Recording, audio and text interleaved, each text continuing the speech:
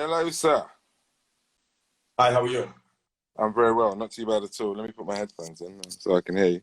I'm just trying to pin a comment just to let everybody know exactly where we are, and then we're good to go. Okay. How's your day been? Um, just starting. All right. Okay. Okay. Yeah, I should have been more conscious of that. Appreciate your time anyway, Ato. Um, as you know, you're free to dream it, achieve it. Thanks to all our regulars that are through and in nice and early. It looks like we're going to have a good one today. Ato, really appreciate you for joining us.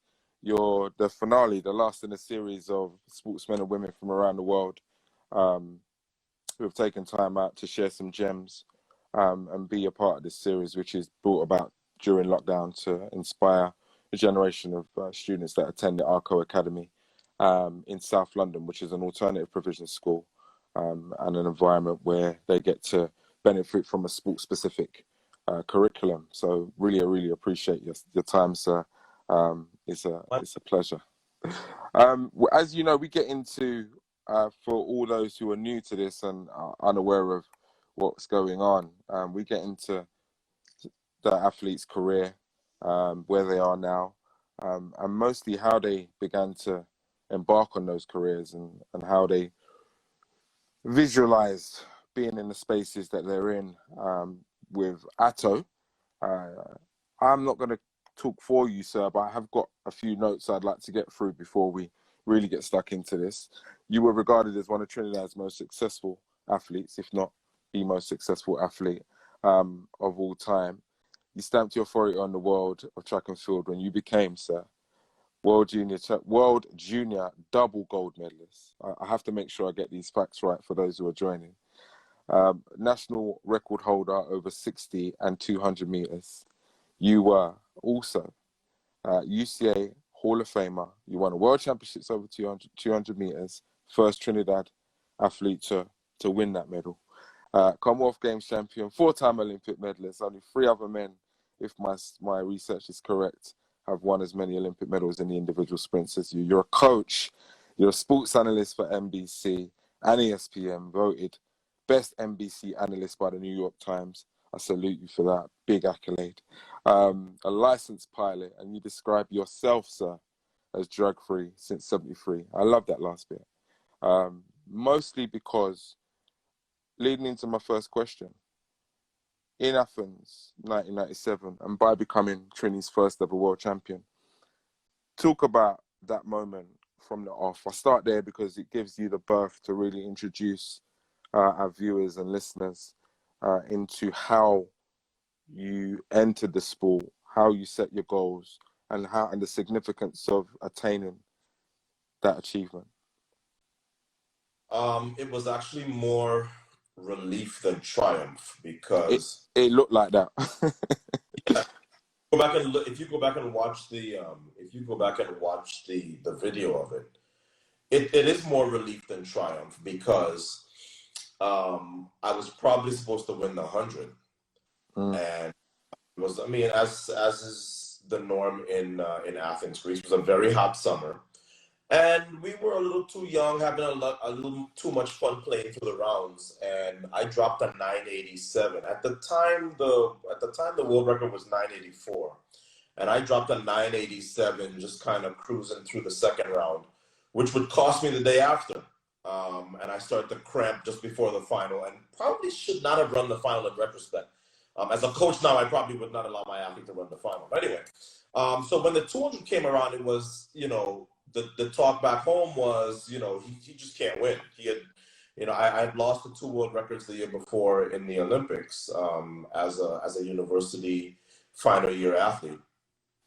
And the talk back home was, yeah, he can't win the big one. He can't win when it counts. So for me, winning that 200-meter world title was big because it was sort of, yes, I do belong here. I'm worthy to be on this stage. I'm worthy to be, to be having sort of the accolades and the attention that some people are putting on me. But yeah, it was a relief, because it was, what's funny about that is, if you ask people from my home country about my career, they say, well, he didn't win Olympic gold. But the truth is, we only have 2 world champions in track and field in our entire history, and I was the first. So it's interesting that the Olympics obviously gets remembered more, but yeah, it's nice to be the first, and being Trinidad and Tobago's first world champion is something that was very special. Yeah, you mentioned looking relieved, and for anybody who is watching, go and check that race out. It's on YouTube, and he beat the great Frankie Fredericks, which I guess for a lot of people was a shock at the time. And I remember just watching you. I'm a big tracker out of all the sports that I cover. Ato, track and field is the main one, and I'm a big fan. So I remember that race, and remember you, as they said, blowing it in the 100 or not fulfilling the potential many thought you had. And the look of relief, and I do you remember what Maurice was saying to you after the race? Because he came straight on the track and he was talking to you, but he didn't seem interested. Athens clearly was not very good, because Maurice was on the track in about 2 seconds. I think, to be honest, when you train with somebody, the way Maurice and I trained together, and Maurice knew what was happening to me in the 100. In fact, he was cramping as well. He just kind of survived it enough to win the 100.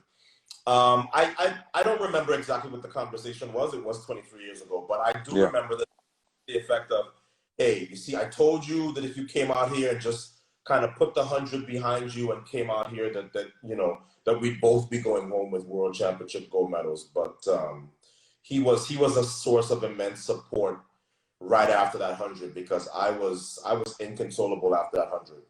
I just felt like the way I was running through those rounds, 987 in the second round, kind of easing in, and 10 flat into a headwind, looking around in the semifinals. It was like, but it's one of the things that I think makes me a better coach, because one thing that you will see from all of my athletes through the rounds, and people remark about it, is, doesn't matter what round it is, my athletes will be conservative until it's the final. I don't care how you feel, shut it down, keep a lid on it.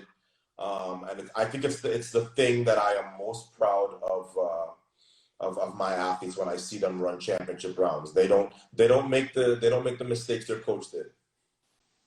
What type of man did Hope and Guy Boldon raise you to be, and how have you carried that through your life's work? And you really use it as an opportunity to explain for those younger audience members who are watching this, who wouldn't have been privy to the early parts of your career, don't know what it takes to foray into track and field. Talk about how you developed that ambition, how your mum and dad had a hand in that. I was raised really in a house of no limits, and I think that's very easy to say. I think it's a lot harder to do. Right. My mom repeats to me, even as an adult, and reminds me that her philosophy on child rearing was, you should raise your children the way you would fly a kite. If you hold on to the reins or the strings too tightly, they do nothing interesting. Give them the freedom to sort of dance in the wind and make their own path in that sky, but still hold on to the reins as a parent, letting the child know that they are that source of security and stability, and they will not let you go. And I think when you are raised the way I was raised, is why I have sort of branched out into things that that most people probably would not have seen me doing, because nobody in my family when I was young thought I would be a professional athlete, and certainly not a professional runner. Okay. I certainly don't think that broadcaster or coach was anything that was foreseen for me. But because I was raised, I think to not only to have a sense of anything is possible, but also to have a sense of, yes, there are things that are going to intimidate you. Yes, there are things that are going to, scare the crap out of you. Mm-hmm. Feel the fear and do it anyway. Mm-hmm. From a very young age, I understood that that thing that you fear, that you think is the thing that you would be most intimidated to do when everybody's watching and the pressure's on.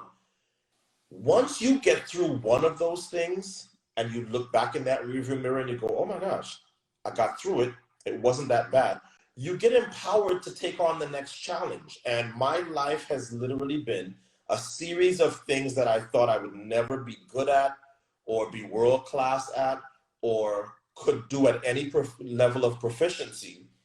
And then once I got through it, I went, ooh, I've already conquered that mountain. Where's the next mountain? So I'm really grateful for the way that I was raised, because I think it shaped my worldview at a very young age. And I think now when I see what my athletes reflect back to me in terms of what they feel that they get from me, a lot of it is from that upbringing, where it's like, if your goals and your dreams don't scare you, then maybe you should set them even higher, because nobody achieved anything significant by staying in this place of, nothing that I have to do tomorrow or next week or next month intimidates me in the least.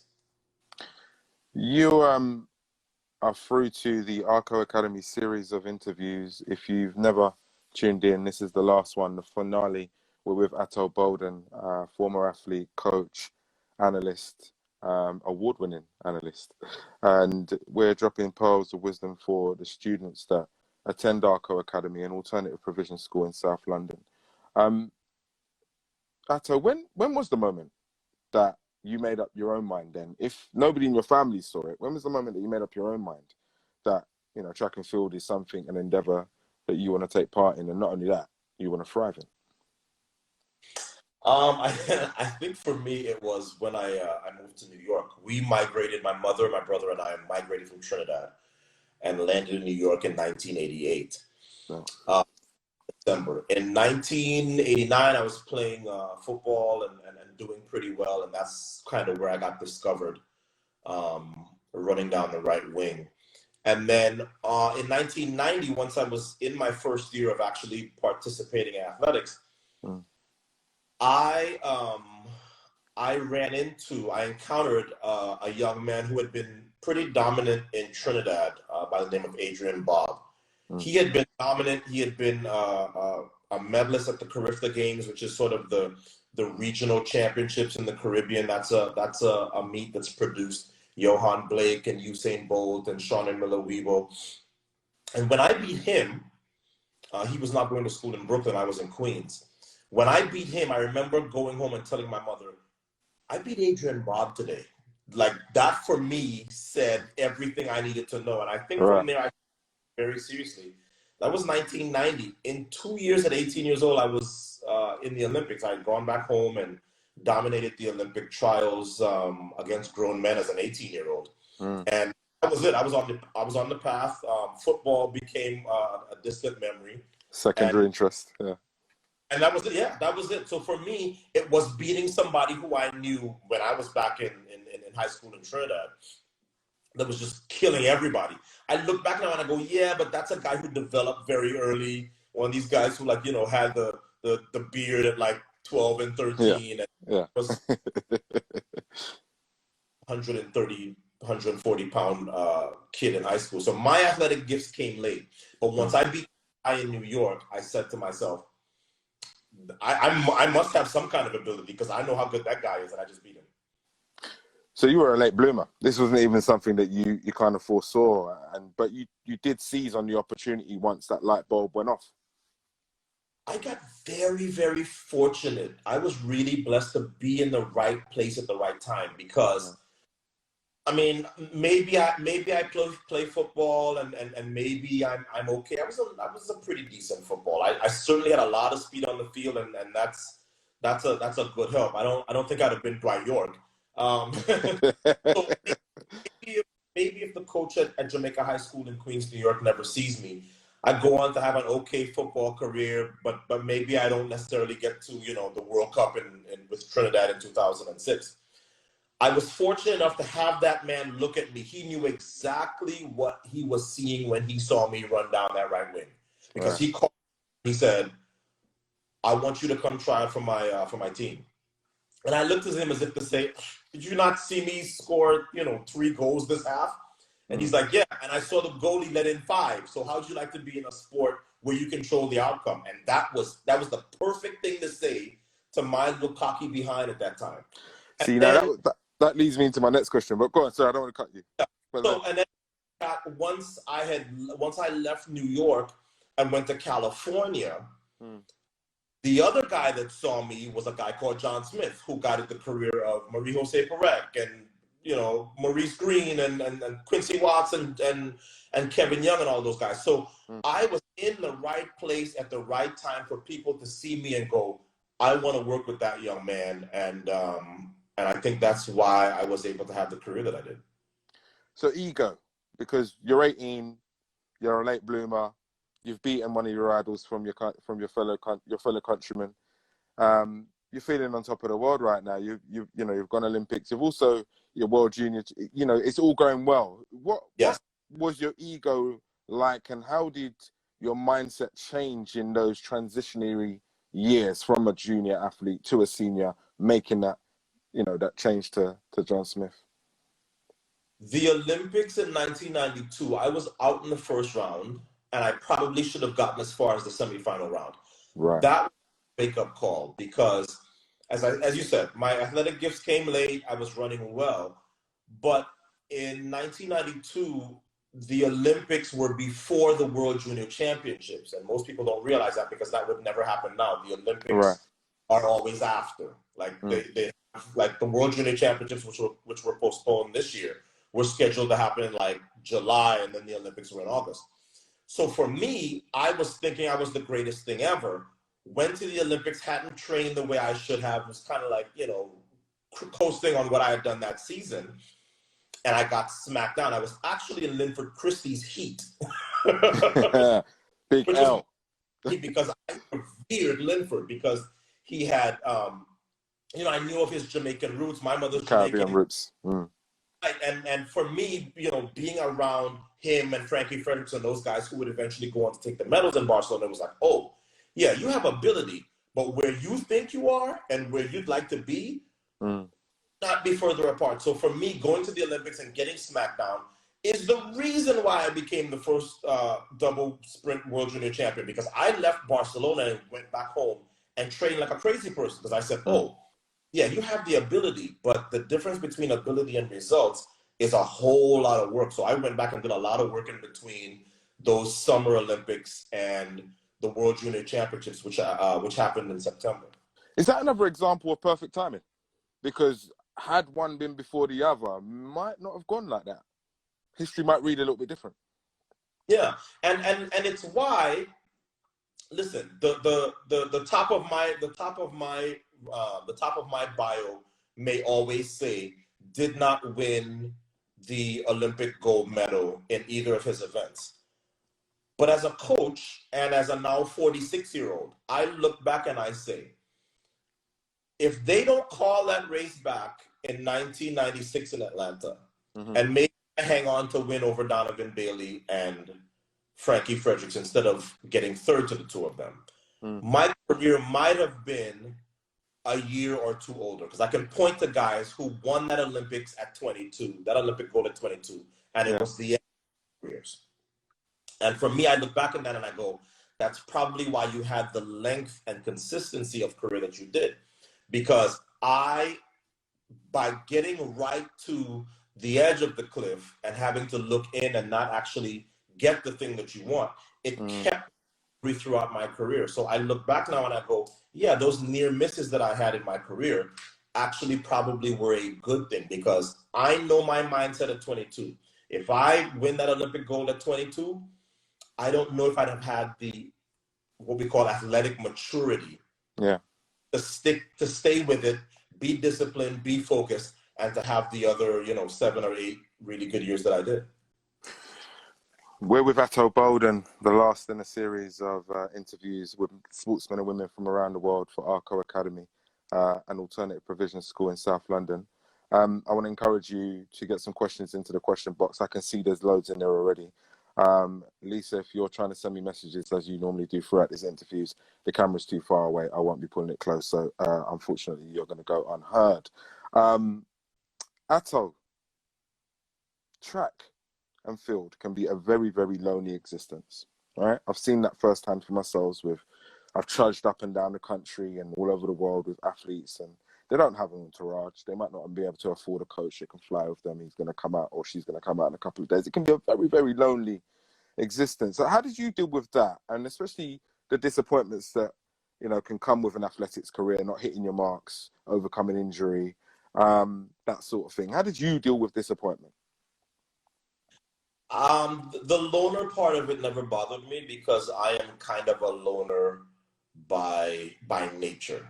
I am the guy who, when everybody else is kind of going out to the after party, I'm like, yeah, I'm gonna be in my room. That's anybody who knows me will tell you that.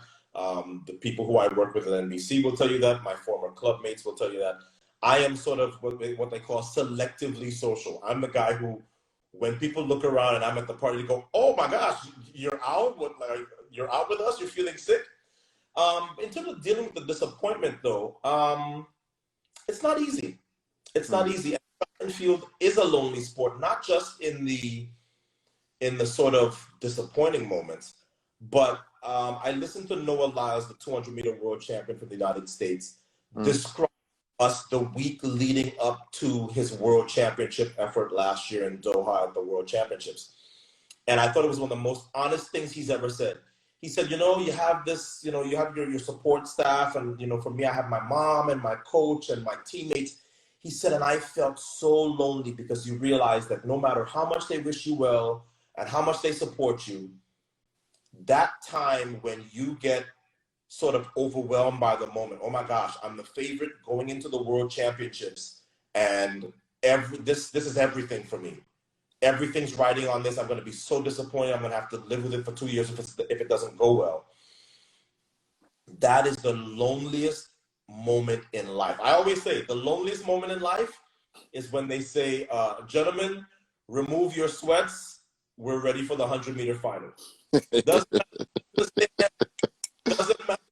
Doesn't matter how many Lucky Charms you have on your wrist. It's just you. And people who play team sports don't understand that. It's like, I can have a bad, we still win the match, we win the league title, we win the World Cup, whatever. If you have a bad night that night, it may define you for the rest of your life. So for me, I had to learn, and it was not easy, to sort of have a short memory. Right. Okay, you've had a great race, forget it. It doesn't matter when the next race comes around. Okay, you've had a terrible race, forget it. It doesn't matter when the next race comes around. It's something that I think I developed later in my career because I would dwell, and I think a lot of athletes will confess to this if you make them. Early in your career, every race is the most important thing. And I think as you get later on in your career, you realize, okay, some races are a lot more important than others. So don't waste all of your emotional energy on a race that's in February or March or April. Sort of reserve that for the really big ones so that you're not almost playing a sort of game of, the boy who cried wolf with your emotions. Because if you make everything into the biggest thing ever, then body just almost loses the ability to really get up emotionally for the ones that really matter. I'd like to encourage questions once again. I can see they're filling up. Before I get into career highlights, and I'm prompting you so you can get those in order. You might already know them, Ato. There's something that I ask every person that comes on the show, and it's if there were 3 traits that a dreamer who is to become an achiever needs to have, what would they be? And I'm asking you in the middle of this interview because I know we're going to transition on to what your post-career looks like, post-track career looks like, in terms of being a participant. But because I know you had that competition mindset, that goal-getter mindset, and your career, as we've discussed, was driven, I guess it can be encapsulated by the carrot on the stick. Yeah, you never quite got there, you never quite got there, you never quite got there until you did. So if you could give me 3 traits that a dreamer who's to become an achiever needs to have, what would they be? The first thing you have to have, I think, is fearlessness. Because I have been around people who are more afraid for me and what I'm getting into or what I have to face than I am myself. Right. I remember 18 years old and going back home after migrating. I hadn't seen my father in about 4 years. And I was getting ready for the Olympic trials. I was 18. I was running against grown men. This was a new endeavor for me. But I was confident that I could make the Olympic team at 18. And I remember my father being, obviously trying to hide it, but he was so scared for me. So you have to have a fearlessness that's above and beyond what is normal, because there are times that you are going to be getting ready to do something that I don't want to say regular people, but for a lot of other people, it would literally scare them into inaction, or it would freeze them. And that's when you have to be at your best. People who achieve have to have a bravery that is not normal. Right. The other thing I think you need to have is you have to have a stubbornness. And stubbornness usually has a negative connotation, but I don't think that's always the case. And I'll give you an example. There are people in my family who said, yeah, well, you're a good talker. You should be an attorney or something like that. And when I sort of came to them with my Olympic dreams and my professional athlete aspirations, it was almost that, like, are you insane? Like, because back then, especially, Caribbean families and so on, the point of intelligence is to go and get a job. Yeah. Right? A conventional job that will give you security and will pay you well. The whole following your passion thing for somebody who is my age, now it's a lot less frowned upon. For my age, growing up in that era, it was not seen as a traditional career path, or something that was viable. Yeah, that was just not a thing that was done. So I think you have to be stubborn in that, and I tell this to young people all the time. Be prepared that when you share that vision, that goal, that dream with somebody else, they don't get it. Because so many of them come to me and they go, man, my father didn't encourage me, or my mother is not supporting me the way I think. And I go, I know that's your mother or your father, but it's your dream. It's not theirs. And maybe they can't see it for you. And that's okay. If you want to achieve it, then I'm sorry, but your mother, your father, your uncle, your sister, your brother, you kind of have to overcome their not being able to see it. So when I say you have to be stubborn, you have to be stubborn in that you have to be steadfast in, this is what I want to do. And if nobody else sees it, that's fine. And that brings me to my third point, and that is, you have to sort of see it before anybody else sees it, even if anybody else doesn't see it. My ability to dream and to envision things before they happen, I surprise myself even now, because I go back every now and then. I'll be like, I was cleaning out this office the other day, and I stumbled upon some clippings. And even when I was 17 and 18 years old, I can look at the headlines of some of my interviews, and the plan was already being laid out long before I had done it. And when people in Trinidad was like, who is this mouthy kid who thinks that you're going to break Hasty Crawford's record, our only Olympic, and you're going to end the drought that Trinidad and Tobago has gone through for 20 years, and you're going to change track and field forever in Trinidad? Who do you think you are? And we think back to President Obama and what he called the audacity of hope and all those things.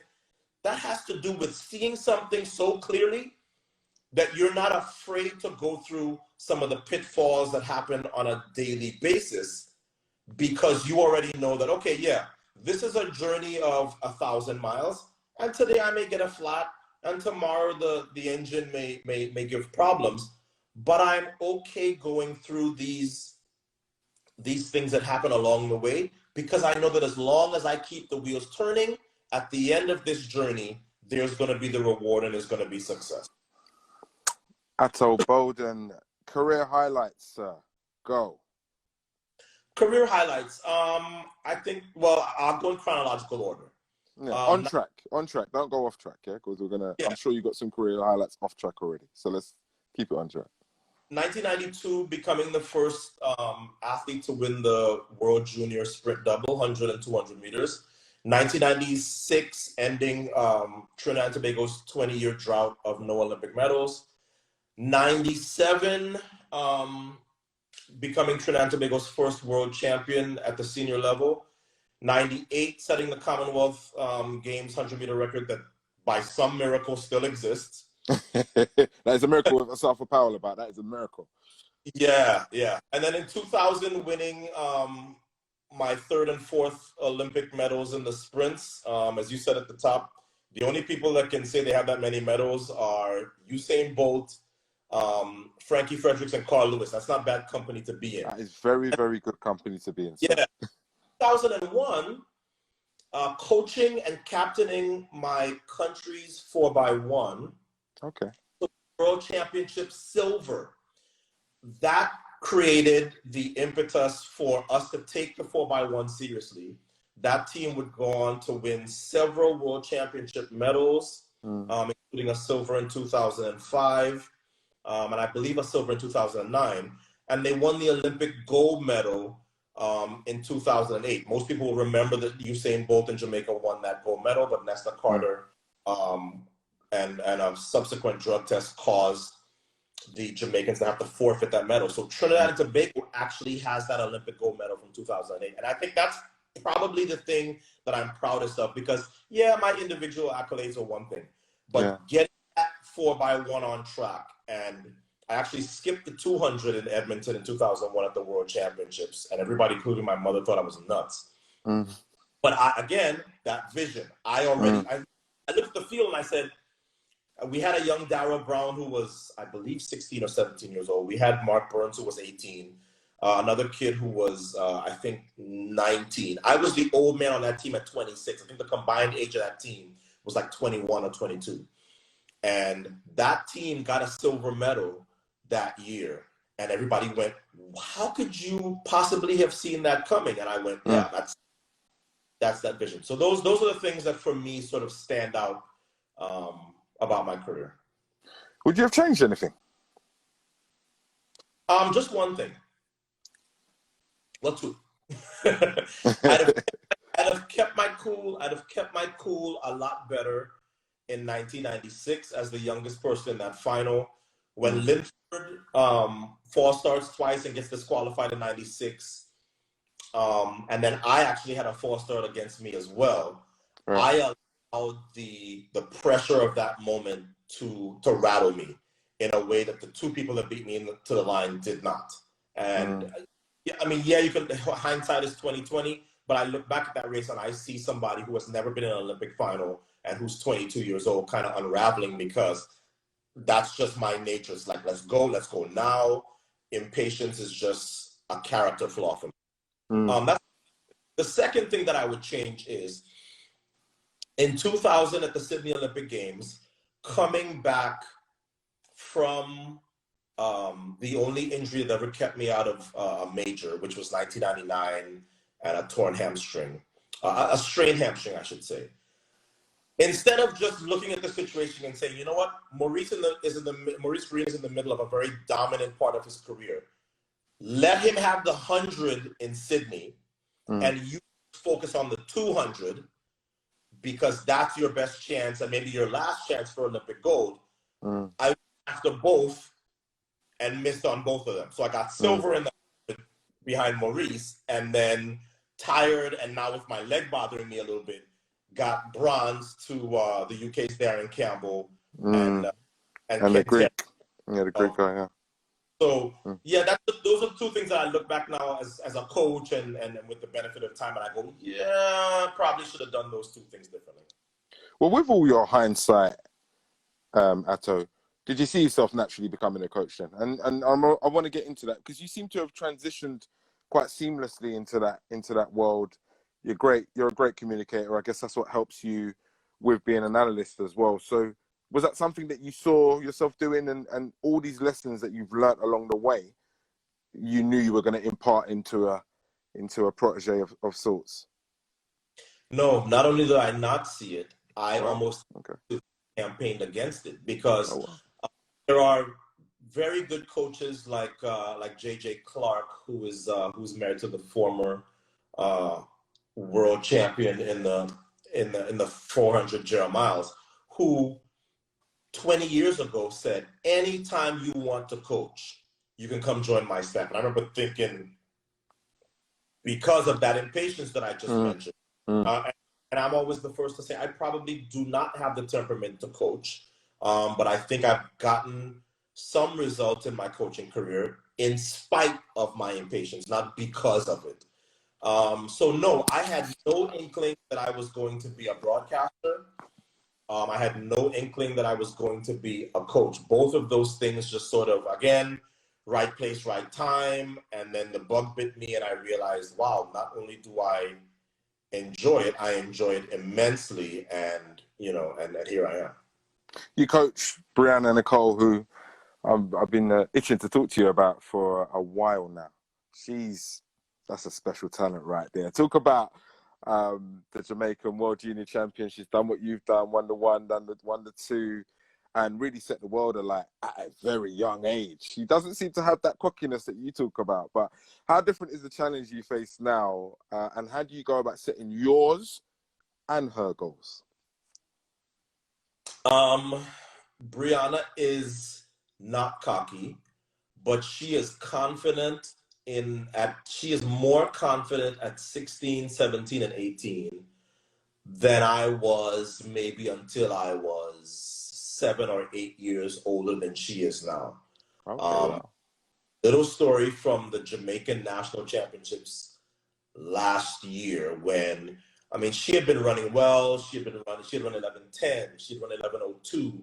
She was chasing this high school record for high schools here that was 10:98. And in the semifinal round, she ran 11:01, just shutting it down behind Elaine Thompson, and who's, of course, the reigning Olympic champion. And in the final, I'm not worried for her because I know she's gonna run her 10-second race, and Yeah. I know she's gonna run well.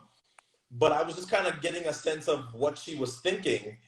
And essentially her comment to me, and it wasn't a fake comment to try to throw me off or to show how brave she was being. She said to me, Coach, I know that I'm running against Shelly Ann Fraser-Price and Elaine Thompson, and they have the last 3 Olympic gold medals in this event.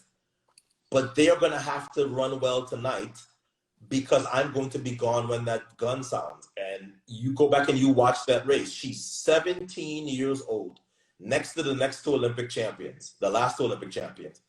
They don't catch her until about 55. Now, once they catch her, they blow her away. Mm. But I look at that and I go, if you'd have lined me up at 17 years old next to Linford Christie and Carl Lewis, I would not have had the attitude that Brianna has. So, Brianna, I think I get too much credit for what Brianna has been able to do. I certainly have. Brianna's like a fire hose, and I have been able to sort of regulate her and channel her in the right direction. So I will take credit for that. But the truth is that Brianna came to me already a champion. She's been dominant in the United States in the youth and club track and field scene. She has set records. Anybody who, I didn't meet Brianna until she was maybe, I don't know, 10 or 11. Anybody who Brianna come up through the ranks is not really surprised at what she's become because she was sort of always destined to be here. Now, I know somebody who had success early, that means very little. You're from a country, the UK, that has had a ton of world junior champions in the men's 100. That's and right. none of them have gone on to be world senior champions in anything. And that's not to knock, sort of a reflection of how hard it is to make that transition. So to me, my biggest job with Brianna is to make sure that her junior success does not become an obstacle. I want her to be more like Veronica Campbell Brown, who was also a world junior double champion, but went on to have one of the most spectacular careers ever. I want her to be an Allison Felix, a Noah Lyle, somebody like that, where you can, Karani James, where yes, Usain Bolt, they had great junior success, but they figured out the transition and then had great careers. A great senior career. But Brianna, I knew the minute I saw Brianna with my own two eyes that she was special, and she has made me become a better person and coach, because I always say, if you have a Fiat in the garage, you don't have a lot of pressure on how to maintain it and how you care for it and how you drive it. If somebody puts a Ferrari or a McLaren in your garage, you spend a lot more time worrying about how you're going to make it better and how you're going to care for it. And that's what Brianna has out of me. She has made me be very focused on how am I going to get better every year as a coach. And I think it's why she's had the results she's had, because every year I challenge myself in ways that I don't think I ever challenged myself as a coach, and certainly in ways that I don't challenge myself as a broadcaster. I want to be the best I can be because I feel like I've been entrusted with one of the best young talents that I've ever seen. She would probably resonate with her journey, would resonate with a lot of the younger audience that watch and attend Arco Academy, watch this series and attend Arco Academy. Her talent to one side, Ato, what separates her mentally from the rest of her peers, her age group?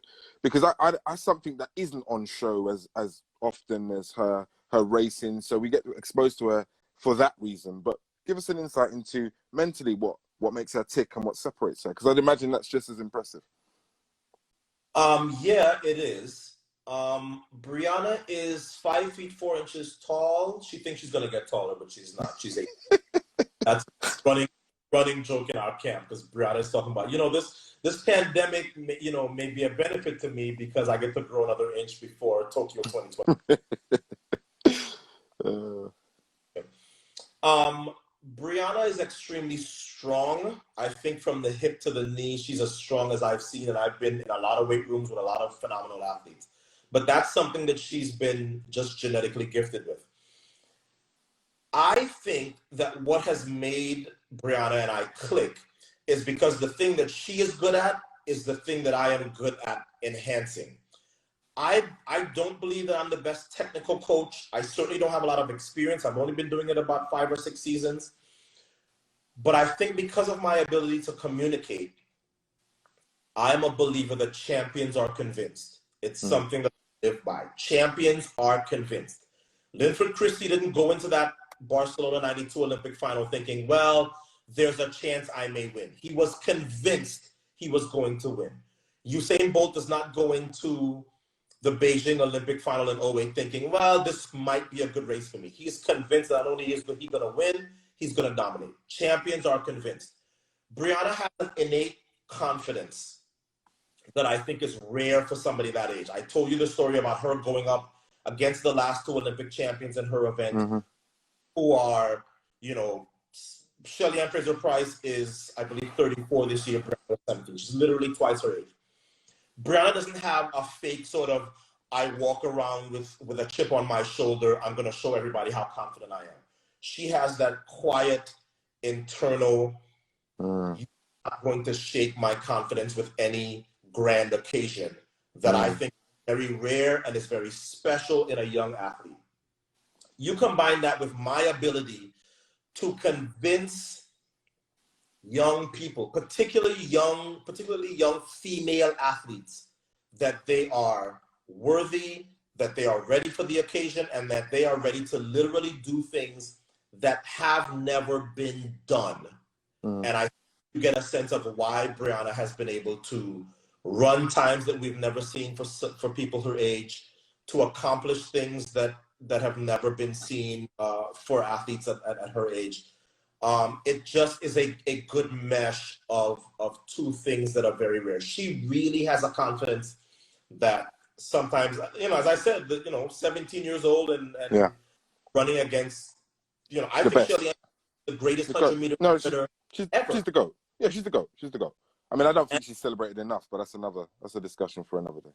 in a way that young people, I think that age would go, wait, coach, you want me to go line up against somebody who's literally the best to ever do it? She has confidence that I can't explain. We're gonna get into these questions in a minute. For I know there's a lot of people frustrated. I want to get through the last one for me though. What do you enjoy? Well, not the last one, penultimate one. What do you enjoy more, Ato, at this stage, coaching or being an analyst? And I get, I think from how you've been talking, where your sense of fervor for life comes from most. But what do you enjoy most? And tell me about how they're mutually different. Or the same.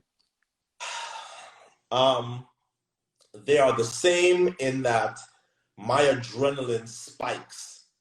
When Brianna is running a big race or when I have to broadcast a big race, I have an adrenaline that can only be duplicated, that only was duplicated when I was in a big final or in a major race.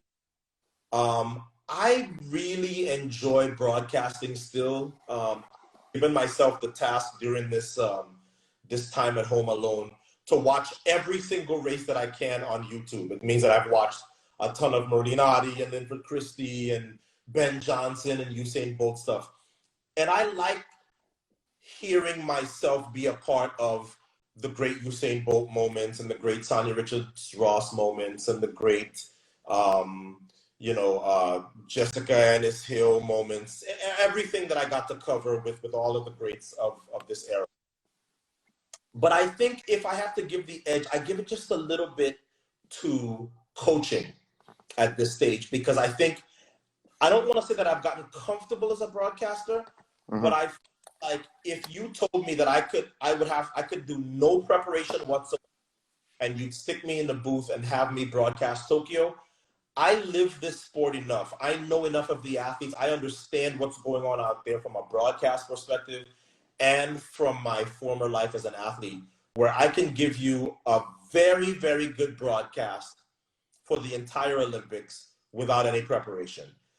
The challenge that coaching presents to me on a daily basis, I think gives it the edge, because every day I am forced to think about how to get better, challenge myself to be better for my athletes, and to always be thinking about what am I doing right and what am I doing wrong and how can I get better on a daily basis, which I think maybe I've already gone through that stage in broadcasting. I still want to be a better broadcaster. Nobody is ever perfect. Nobody ever gets to perfection, I think, as a broadcaster.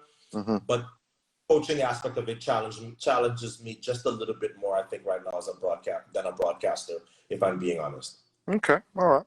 Let's get into some of these questions, and thanks for all your patience. I can see that the question box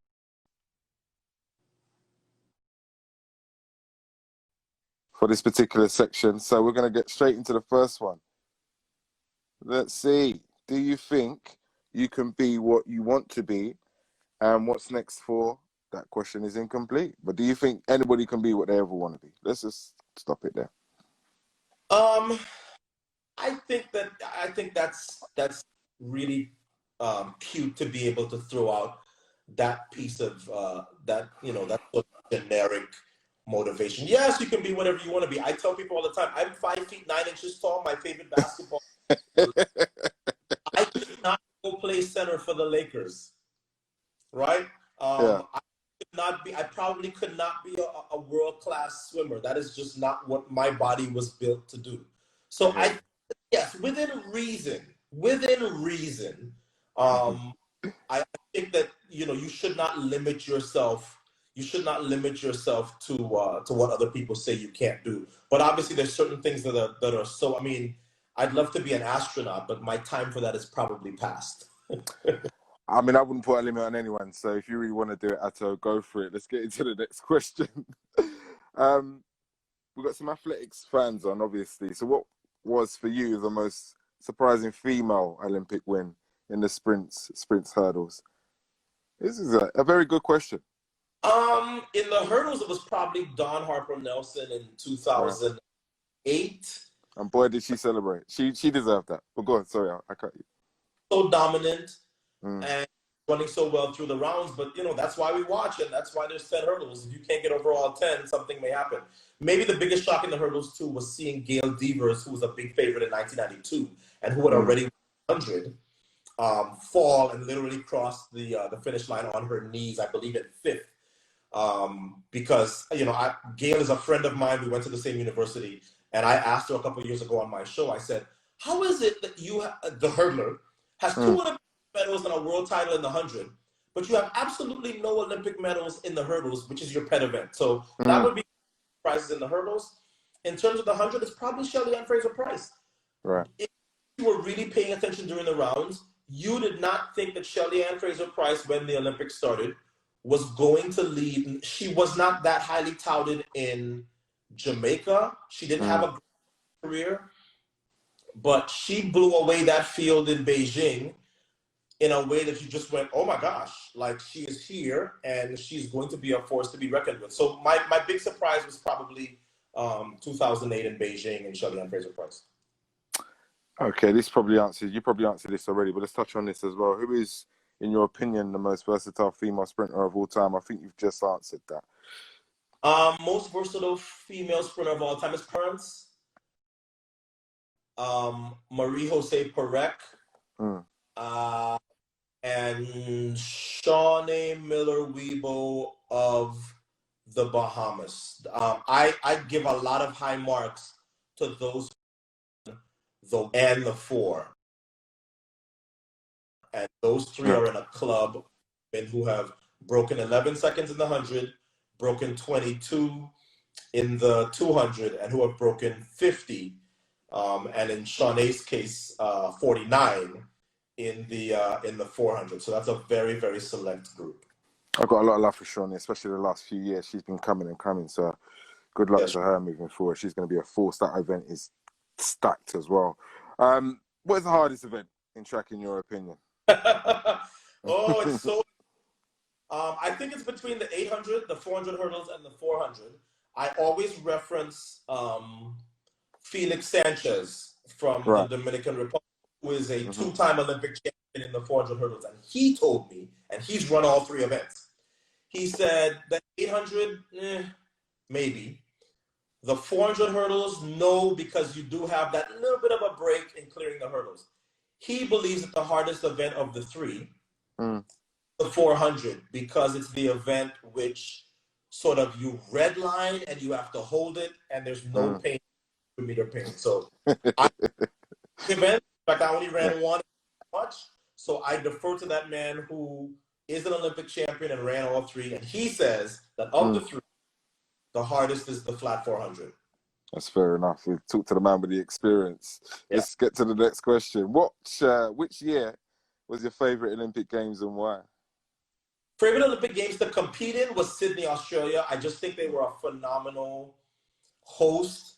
It was a beautifully organized games. Australia were awesome hosts and all of that. Favorite Olympics as a broadcaster was probably London 2012. I enjoyed London immensely. I just like being in the UK anyway, and I'm not saying because of my current audience. We love you too, Ato. Don't worry, it's all good.